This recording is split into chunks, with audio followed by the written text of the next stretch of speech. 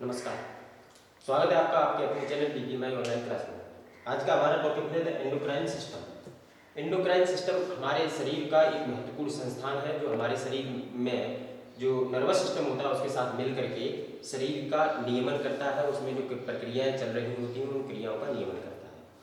Endocrine system जो है ऐसे ऊतक या ऐसी ग्रंथियों या अंगों से मिलकर के बना होता है जो हमारे शरीर में अंतःस्रावी आंतरिक श्रवण करते हैं, सीक्रेशन करते हैं। तो सबसे पहले बात आती है कि एंडोक्राइन होता क्या है।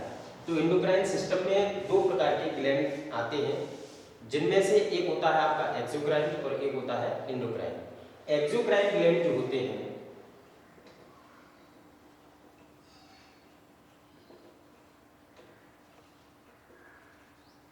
एक्सोक्राइन ग्लैंड को बाह्यस्रावी ग्रंथियां कहते हैं।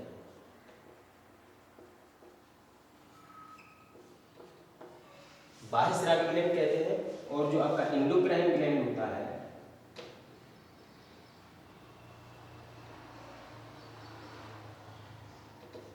इनको अंतःस्रावी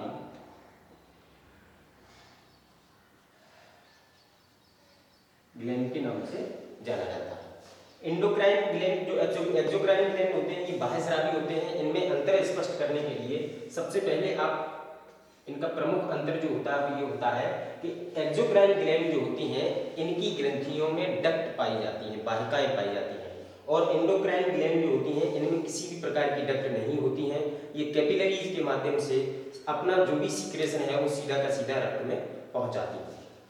दूसरा, एक्सोक्राइन ग्लैंड जो होते हैं वो एक तरीके से एंजाइम स्रावित करते हैं और जो एंडोक्राइन ग्लैंड होते हैं वो आपका हार्मोन्स को स्रावित करते हैं। दूसरा इनका अंतर और एक और आप स्पष्ट समझ सकते हैं, इनमें विशेष प्रकार की आप ऐसे समझ सकते हैं कि जैसे कि एंजाइम होते हैं तो एंजाइम जो होते हैं वो प्रोटीन के बने हुए होते हैं। और जो यहाँ पर एंडोक्राइन जो ग्लैंड है इनका जो सीक्रेशन होता है वो एक तरीके से हार्मोन जो होते हैं, तो हार्मोन जो होते हैं वो प्रोटीन और स्टेरॉइड के साथ मिलकर के बने होते हैं। स्टेरॉइड जो होता है वो फैट का ही एक रूप होता है। तो इस तरीके से आप पढ़ सकते हैं। दूसरा, इनको विस्तार से समझने के लिए हमारे शरीर में कितने प्रकार की या कितने उनके नंबर होते हैं, जो एंडोक्राइन जो ग्लैंड होते हैं उनके क्या नंबर होते हैं, तो उसके लिए हम एक लिस्ट बनाएंगे और उसमें हम हमारे शरीर की जो भी अंतःस्रावी ग्रंथियां हैं उनको सबसे पहले लिखेंगे, फिर उनके सीक्रेशन को पढ़ेंगे, उसके बाद उनके कार्यकाल देखेंगे। तो यहाँ पर एक लिस्ट बना लेते हैं। सबसे पहले जो आपका एंडोक्राइन सिस्टम है उसमें एंडोक्राइन ग्लैंड जो होती हैं उसमें आपका पिट्यूटरी ग्लैंड आता है।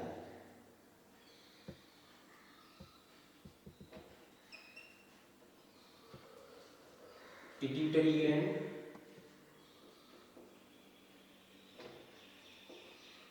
थायराइड ग्लैंड,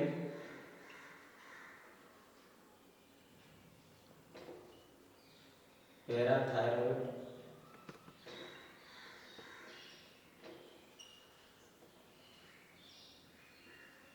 उसके बाद आपकी पीनियल ग्लैंड,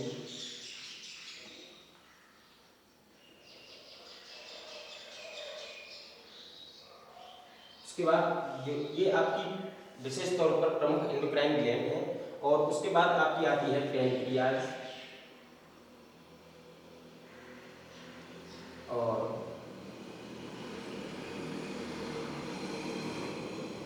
पैनक्रियाज के बाद आपका आता है टेस्टिस,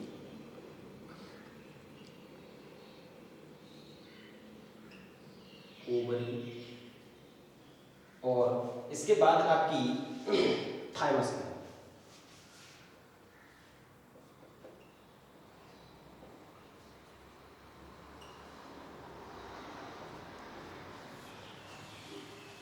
एंडोक्राइन सिस्टम में हमारा जो एंडोक्राइन ग्लैंड होती हैं उनमें प्रमुख ग्लैंड जो होती हैं या इनके नंबर को पढ़ना चाहें तो नंबर के हिसाब से ये लगभग 8 होती हैं।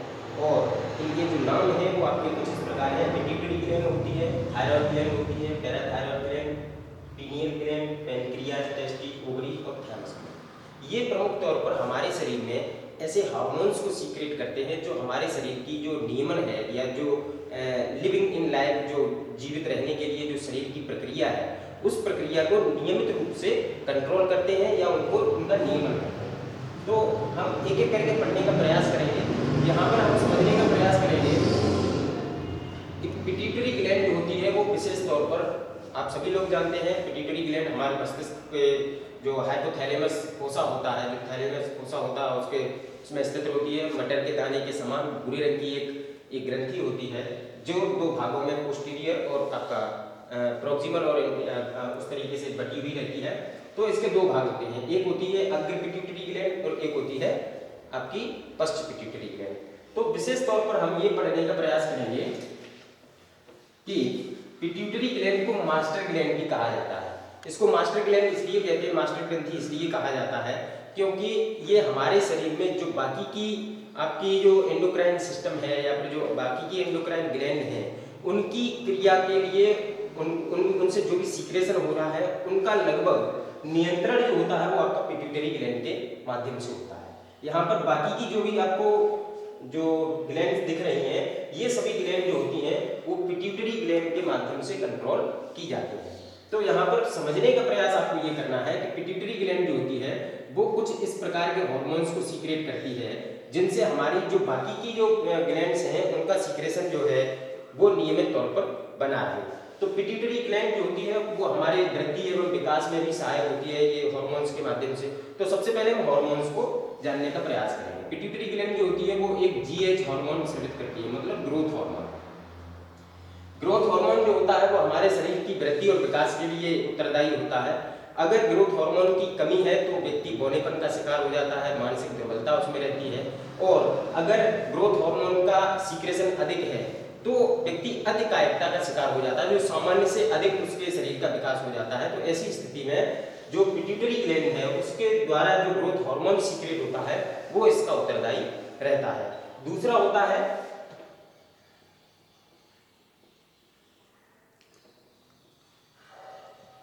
बेसोप्रेनिन हार्मोन।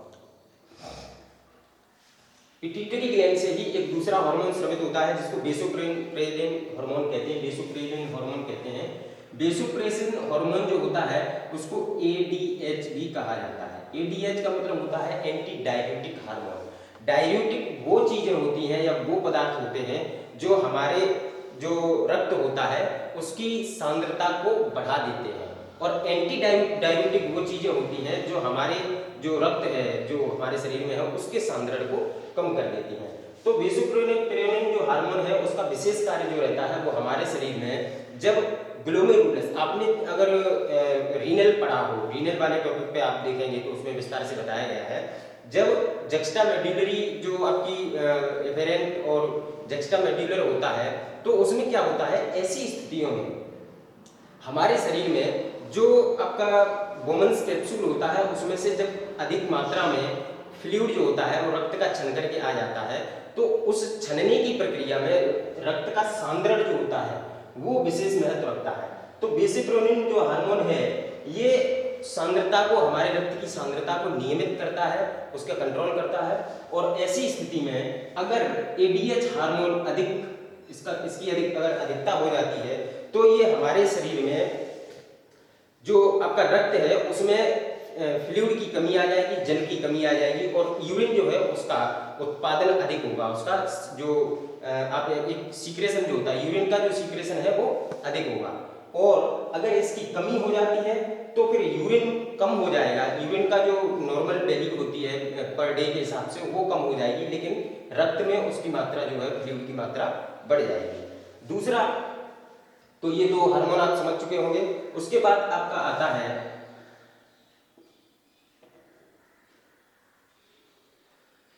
प्रोलैक्टिन हार्मोन जो पिट्यूटरी ग्लैंड से ही स्रावित होता है, सीक्रेट होता है। प्रोलैक्टिन हार्मोन जो होता है वो ऐसी महिला है जो अपने शिशु को स्तनपान कराती हैं तो उनमें जो दुग्ध ग्रंथियां होती हैं उनमें दुग्ध के उत्पादन के लिए उत्तरदायी होता है। प्रोलैक्टिन हार्मोन विशेष तौर पर दुग्ध उत्पादन में सहायक होता है। और इसके साथ में एक और हार्मोन सीक्रेट होता है जिसको आप कहते हैं ऑक्सीटोसिन। ऑक्सीटोसिन हार्मोन, यहाँ पर आपको बहुत विशेष ध्यान देने की जरूरत है। प्रोलैक्टिन हार्मोन और ऑक्सीटोसिन हार्मोन ये एक ही प्रक्रिया को अलग अलग तरीके से नियंत्रित करते हैं। जैसे प्रोलैक्टिन हार्मोन जो होता है इसको प्रोलैक्टिन हार्मोन जो होता है वो मिल्क का उत्पादन करता है, जो दूध होता है, दुग्ध उत्पादन।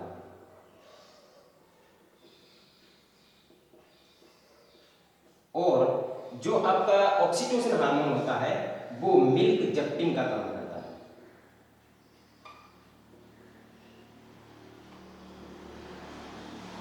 प्रोलैक्टिन हार्मोन से दूध जो माताएं होती हैं, शिशु को जो स्तनपान कराती हैं, उनकी जो स्तन ग्रंथियां होती हैं, जो मिल्क वेसल्स होती हैं, या जो मिल्क आपकी ग्लैंड्स होती हैं, उनमें मिल्क का उत्पादन करता है, दूध का उत्पादन करता है, उसको विकास करता है, उसको बनाने में सहायक होता है। और ऑक्सीटोसिन जो हार्मोन है वो ऐसी स्थिति में रिलीज किया जाता है। ऑक्सीटोसिन के यहाँ पर आपको दो कार्य देखने को मिलेंगे, एक है मिल्क जप्टिंग का और दूसरा है इसको बर्थ हार्मोन भी कहा जाता है।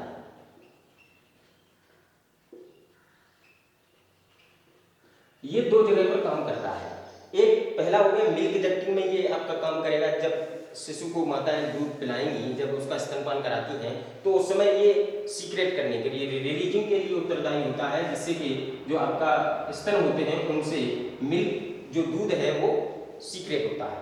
और यहाँ पर ये बर्थ हार्मोन इसलिए कहा जाता है क्योंकि जब लेबर पेन होता है या लेबर के समय जब महिलाएं शिशु को जन्म दे रही होती हैं, तो ऐसी स्थिति में ऑक्सीटोसिन हार्मोन जो होता है वो आपकी जो यूट्रस की जो भित्ति होती है, जो पेशियां होती हैं, उनको संकुचित करता है।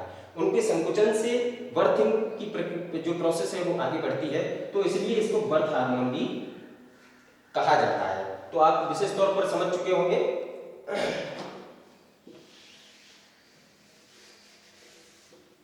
उसके बाद जो आपकी मास्टर ग्लैंड होती है वो एक और हार्मोन स्रावित करती है, जिसको ल्यूटिनाइजिंग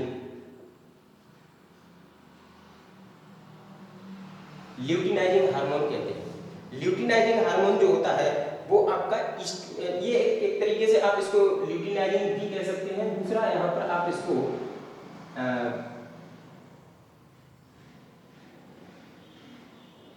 TSH और FSH। ल्यूटिनाइजिंग हार्मोन जो होता है वो FSH का एक हिस्सा है। ये ईस्ट्रोजन हार्मोन जो होता है उसके साथ मिलकर के, और जो फॉलिकल होते हैं, FSH जो है आपका वो फॉलिकल स्टिमुलेटिंग हार्मोन है।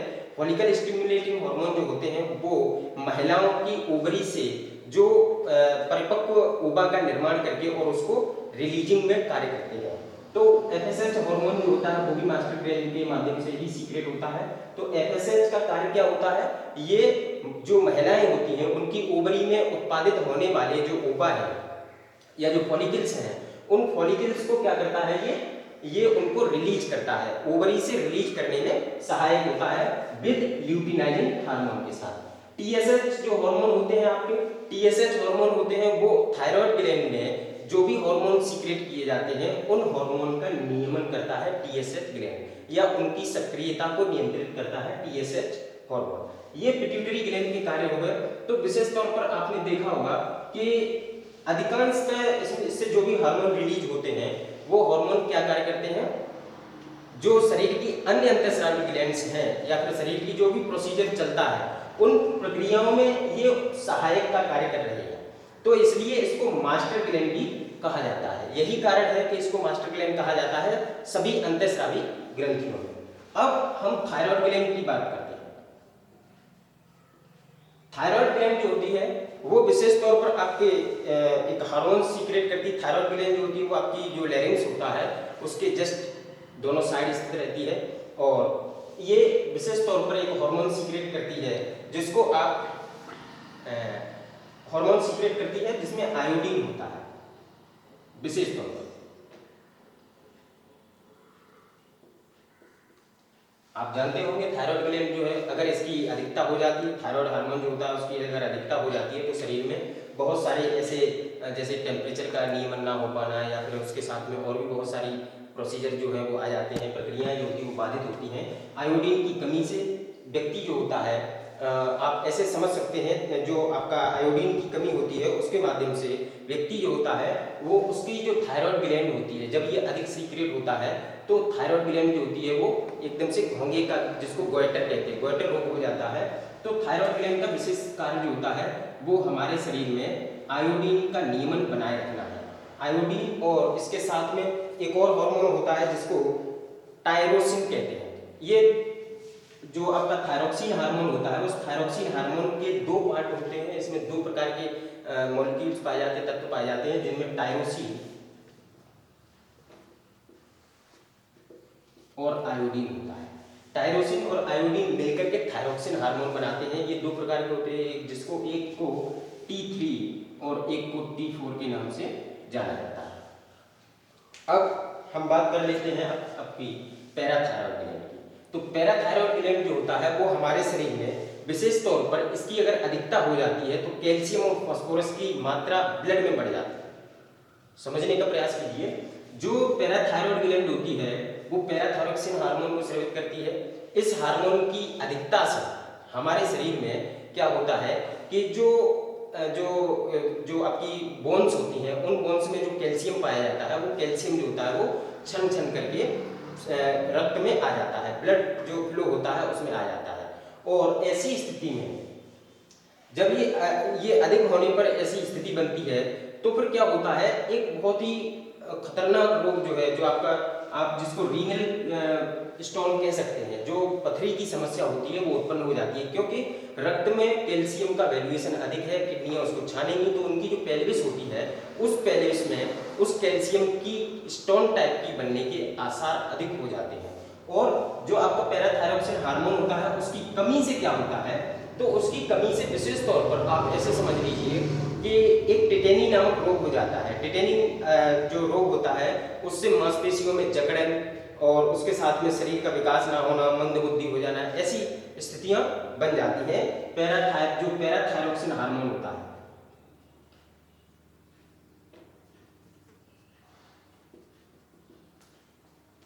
पैराथायरोक्सिन हार्मोन की कमी से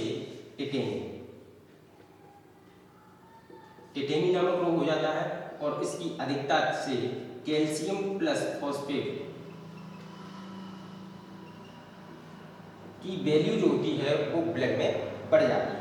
तो अगर इनका फ्लो ब्लड में लगातार बना रहेगा, इसकी अधिकता से अगर कैल्शियम वगैरह अगर बना रहता है तो जो आपकी रीनल जो पेल्विस होती है उसमें स्टोन होने के चांसेस अधिक रहते हैं। अब हम बात कर लेते हैं आपका पीनियल ग्लैंड।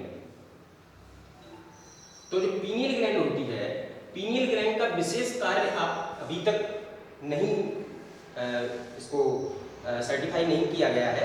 इसका विशेष कार्य क्या होता है? विशेष तौर पर पीनियल ग्लैंड जो होती है वो हमारे मस्तिष्क में एक पहचान चिन्ह का कार्य करती है और किसी भी जो आपका सिलेबस में है तो उसके हिसाब से इसमें किसी भी प्रकार से इसको अनिश्चितकालीन या फिर इसका जो कार्य है वो अनिश्चित दिया गया है, तो इसके लिए हमें वही पढ़ना है।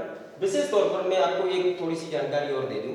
जो पीनियल ग्लैंड जो होती है इसका एक संबंध और जोड़ दिया जाता है कि ये जो होती है वो सीक्रेशन ऐसे करती है, जो मेलानोसाइट जो होता है तो उसका मेलानोसाइट जो हार्मोन होता है उसका सीक्रेशन करती है। तो मेलानोसाइट जो हार्मोन होता है वो क्या करता है, जब आप प्रकाश में रहते हैं, सूर्य की रोशनी में रहते हैं या फिर आप ऐसी स्थिति में रहते हैं जहां पर प्रकाश की अधिकता है, तो वहां पर क्या होता है, ये हमारे शरीर में जो मेलेनिन होता है उसको उद्दीप्त कर देती हैं, जिससे कि हमारी स्किन जो होती है वो ब्लैक कलर की हो जाती है। तो और जो इसके ठीक विपरीत जब आप ऐसी स्थिति में होते हैं जहाँ पर प्रकाश की कमी है और वहाँ पर प्रकाश नहीं है, तो वहाँ पर क्या होता है, ये हमारे शरीर को जो उसका कलर होता है उसमें चेंजेस आ जाते हैं। उसके साथ में ये हमारी जो आंखों की पुतली होती है उसको भी विस्फारित करने का कार्य करता है, ऐसा जोड़ दिया जाता है। लेकिन अभी तक आप ये सिद्ध नहीं है, इसलिए आप इसको एकदम विश्वास से नहीं कह सकते हैं कि ऐसा ही होता है। तो पीनियल ग्लैंड जो होती है वो एक्सरे जब आप करते हैं, जब कभी सीटी स्कैन वगैरह या माइंड का जब एक्सरे वगैरह किया जाता है तो ऐसी स्थिति में ये पहचान चिन्ह का कार्य करती है। पीनियल ग्लैंड के बाद आता है आपका पेनक्रियाज। पेनक्रियाज जो होता है वो एक मिक्स्ड ग्लैंड है।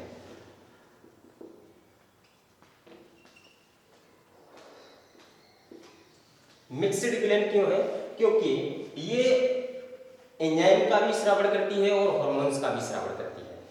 जो मिक्स्ड ग्लैंड होती हैं वो दोनों ही कार्य पेनक्रियाज के माध्यम से हमारे शरीर में होते हैं। ये हमारे पाचन के लिए एमाइलेज और ट्रिप्सिन और लाइपेज हार्मोन सेवित करती है। ये किस उससे करती है, ये जो पेनक्रियाज जो होती है, जब ये बाह्यस्रावी ग्रंथियों में इसके कार्यों को देखा जाता है तो उस समय ये इस प्रकार के जो एंजाइम होते हैं वो स्रावित करती है। लेकिन जब हम इसको एंडोक्राइन सिस्टम में पढ़ते हैं तो इसके माध्यम से जो पेनक्रियाज होता है, तो विशेष तौर पर पेनक्रियाज जो होती है वो इंसुलिन हार्मोन का स्रावण करती है। इसमें दीपिकाएं पाई जाती हैं, लैग्रेंज की दीपिकाएं जो होती हैं वो कई, इनकी संख्या जब आप आगे पढ़ेंगे तो इनकी संख्या काफ़ी होती है, 2 करोड़ से लेकर के 20 करोड़ तक होती है। तो ऐसी स्थिति में इनकी जो वैल्यूएशन जो इंसुलिन हार्मोन होता है उसका स्रावण जो होता है,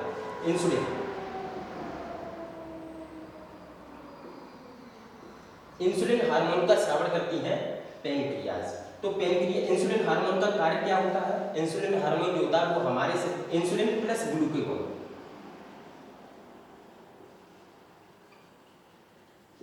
इंसुलिन प्लस ग्लूकागोन हार्मोन का सीक्रेशन होता है पेनक्रियाज के माध्यम से। तो इंसुलिन हार्मोन जो होता है वो क्या करता है, जो ग्लूकोज होता है, जो ग्लूकागोन हमारे शरीर में जो आपका ग्लूकोज जो ग्लाइकोजन में परिवर्तित है, तो ग्लाइकोजन को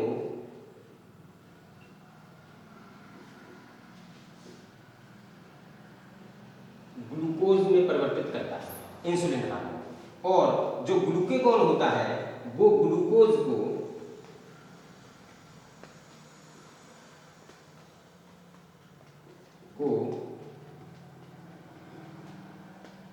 ग्लाइकोजन में कन्वर्ट कर देता है।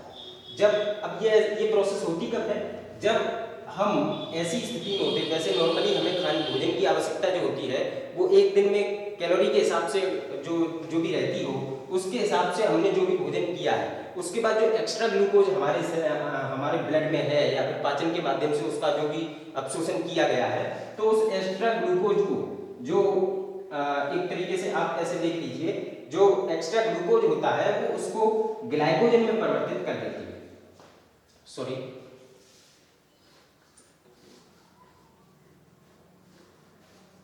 इंसुलिन हार्मोन जो होता है वो ग्लूकोज को ग्लाइकोजन में परिवर्तित कर देता है। कब? जब हमारे शरीर में एक्स्ट्रा ग्लूकोज होता है तो उस एक्स्ट्रा ग्लूकोज को ये ग्लाइकोजन में परिवर्तित कर देता है, और जो आपका ग्लूकागोन हार्मोन है वो ग्लाइकोजन को ग्लूकोज में परिवर्तित कर देता है। ऐसा होता कब है? ग्लूकोज हमने जो भी भोजन किया है, हमारे शरीर को जितनी आवश्यकता थी उसने वो खर्च कर लिया, उसके बाद जो एक्स्ट्रा ग्लूकोज हमारे शरीर में बचा, तो उस एक्स्ट्रा ग्लूकोज को जो इंसुलिन है, तो इंसुलिन की उपस्थिति में ग्लूकोज जो है वो ग्लाइकोजन में परिवर्तित होकर के यकृत में स्टोर हो जाएगा। जब हमें कभी ऐसी आवश्यकता पड़ेगी, हमें जब भोजन ना मिले या फिर हम जब ऐसी स्थिति हो, भूखमरी जैसी स्थिति हो, तो हम ऐसा क्या होता है, तो जो हमारे शरीर में ग्लूकोज ग्लाइकोजन के रूप में यकृत में स्टोर होता है, तो ग्लूकागोन हार्मोन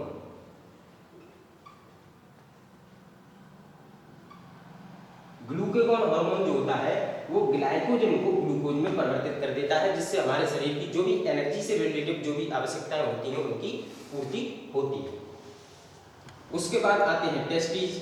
तो टेस्टिज जो होते हैं वो आप सभी लोग जानते हैं, सेक्स हार्मोन जो होते हैं, वो हमारे शरीर के जो भी सेक्स हार्मोन होते हैं मेल्स में, इनको आप इस तरीके से पढ़ सकते हैं। मेल्स में जो टेस्टिज होती हैं वो टेस्टोस्टेरोन हार्मोन का सीक्रेशन करते हैं। टेस्टोस्टेरोन हार्मोन का सीक्रेशन करते हैं, और उसके साथ में टेस्टिज जो होते हैं वो स्पर्म का निर्माण करते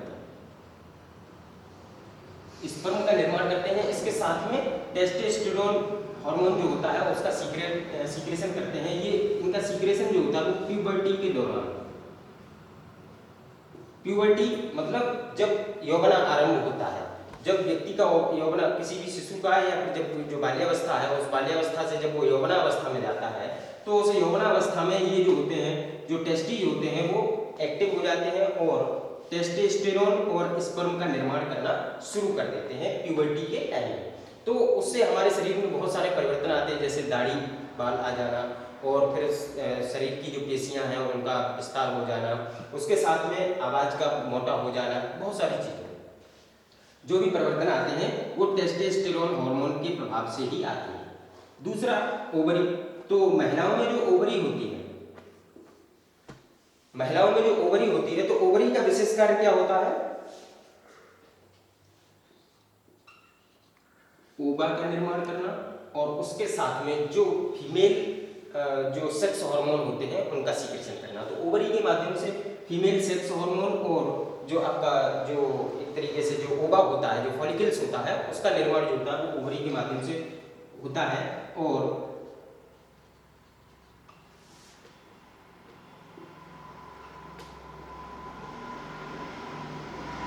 फीमेल जो सेक्स हार्मोन होते हैं उनका सीक्रेशन ओवरी के माध्यम से होता है। तो फीमेल के जो सेक्स हार्मोन होते हैं उनमें आपका एस्ट्रोजन और प्रोजेस्टेरोन,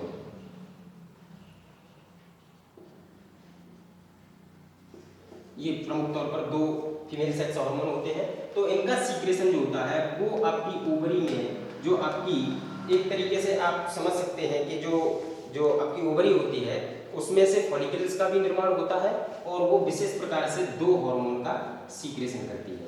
इसमें से ये हार्मोन जो होते हैं, जिस तरीके से पुरुषों में प्यूबर्टी के दौरान जो भी चेंजेज आए थे, सेम उसी तरीके से महिलाओं में जो उनकी जैसे स्तनों का विकास होना या फिर उसके साथ में जो भी उनमें परिवर्तन आते हैं, आवाज का पतला होना, ये जो भी परिवर्तन आते हैं उन सभी परिवर्तनों को जो उत्तरदायी होते हैं वो आपके विशेष तौर पर ये फीमेल सेक्स हार्मोन उत्तरदायी होते हैं। अगला आपका टॉपिक है थाइमस ग्लैंड।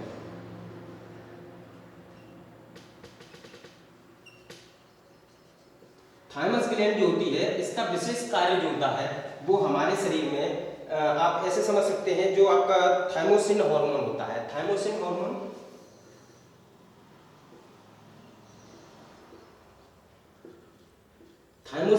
जो होता है वो आपकी जो टी लिम्फोसाइट होती है,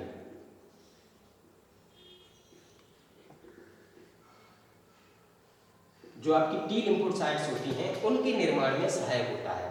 थाइमस ग्लैंड जो होती है वो आप सभी लोग जानते हैं, जो हृदय के जस्ट स्टर्नम के नीचे जो आपका स्थित रहती है। और ये विशेष तौर पर जो आपके वयस्क व्यक्ति होते हैं और आपके जो बच्चे होते हैं उनमें ये एक्टिव रहती है। उसके बाद जो प्रौढ़ अवस्था में पहुंच चुके व्यक्ति हैं, जैसे बुजुर्ग लोग होते हैं, तो उनमें ये विशेष तौर पर कोई ज़्यादा सीक्रेशन जो आपका थाइमोसिन हार्मोन होता है उसका कोई अधिक सीक्रेशन नहीं होता है, बहुत नाम मात्र के लिए इसका सीक्रेशन रह जाता है।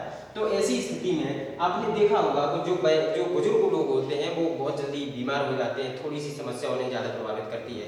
तो उसका विशेष कारण होता है वो थाइमस ग्लैंड से थाइमोसिन हार्मोन जो है उसका सीक्रेशन कम हो जाना या फिर बंद हो जाना। तो उससे क्या होता है, जब थाइमोसिन हार्मोन का सीक्रेशन कम हो जाएगा तो ऐसी स्थिति में जो टी लिम्फोसाइट्स होती हैं उनका निर्माण नहीं हो पाएगा और हमारे शरीर की जो प्रतिरोधक क्षमता है उसका धीरे धीरे क्षरण होना स्टार्ट हो जाता है। तो ये विशेष तौर पर हमारा जो एंडोक्राइन सिस्टम है उसमें एंडोक्राइन ग्लैंड जो है वो हमारे शरीर में इनका विशेष महत्व रहता है, विशेष तौर पर कार्य रहता है। तो आशा करते हैं आपको ये वीडियो काफ़ी पसंद आया होगा, अच्छा लगा होगा। तो आगे का जो भी आपकी सिलेबस से रिलेटेड वीडियो जो है एनाटॉमी सीरीज में जो भी आप टॉपिक पढ़ना चाहें तो जो आपका BPMI ऑनलाइन क्लासरूम है उसमें सीक्वेंस वाइज आपके वीडियोस जो हैं वो पड़े हुए हैं। तो आप चैनल को सब्सक्राइब करिए और उसको शेयर अधिक से अधिक करें। आप अपना पूरा सिलेबस जो है वो उस पर पढ़ सकते हैं। तब तक के लिए धन्यवाद।